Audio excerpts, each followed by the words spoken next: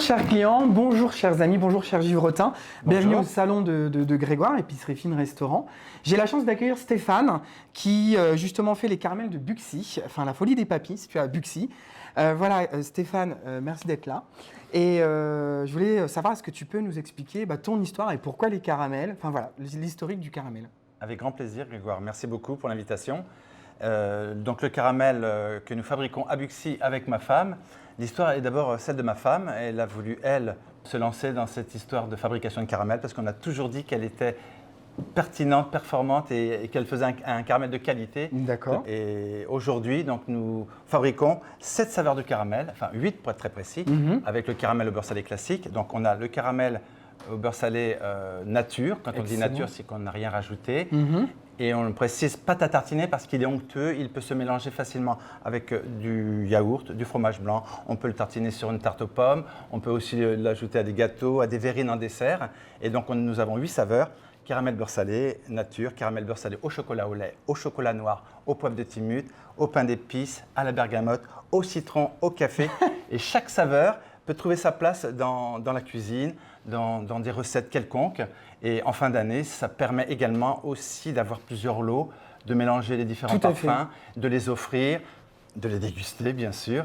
Et tout ça, donc, quand on le souhaite. Et nous avons en plus plusieurs formats, un format de 45 grammes, un format de 120 grammes et un format de 300 grammes. D'accord. Bon, mon coup de cœur, c'est le poivre de Timut. Alors celui-là, il éclate en bouche, pardon. Il est vraiment top. Super, super. Est-ce qu'on y va pour la dégustation? Eh bien, ça on te y va? va avec grand plaisir. Allez. Donc là, je te propose au caramel beurre salé au pain d'épices. Alors en fin d'année, extraordinaire. Okay. En plus, j'ai pris au hasard. Le pain d'épices en général est un produit de fin d'année parce que c'est un produit régional.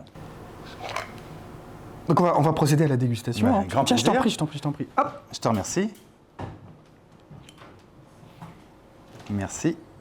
On sent la cannelle, si je ne me trompe pas. Oui, immédiatement, on a la cannelle qui domine. Les épices à pain d'épices toutes prêtes que je prends dans un magasin d'épices artisanal. Et l'épice est dominante. C'est très doux en bouche, très doux, onctueux. Il n'y a pas ce côté un peu écœurant, parce que je pense que si les gens ont un peu peur aussi, ce côté, le caramel, on a tendance à avoir cette idée un peu trop imposant en bouche, alors que là, pas du tout, très, très doux. C'est la raison pour laquelle on l'a appelé pâte à tartiner, c'est qu'il est un peu moins sucré qu'un caramel dit classique. Non, très bien, très très bien. Effectivement, tu me disais avec des pommes au four, ça suit très bien et voilà, super. Écoute, moi c'est vraiment un régal. N'hésitez pas pour les fêtes de fin d'année. Alors ça, vous pouvez passer directement à la folie des papis, parce que de toute façon, on travaille ensemble, on travaille entre producteurs. Et l'épicerie fine, voilà, ici.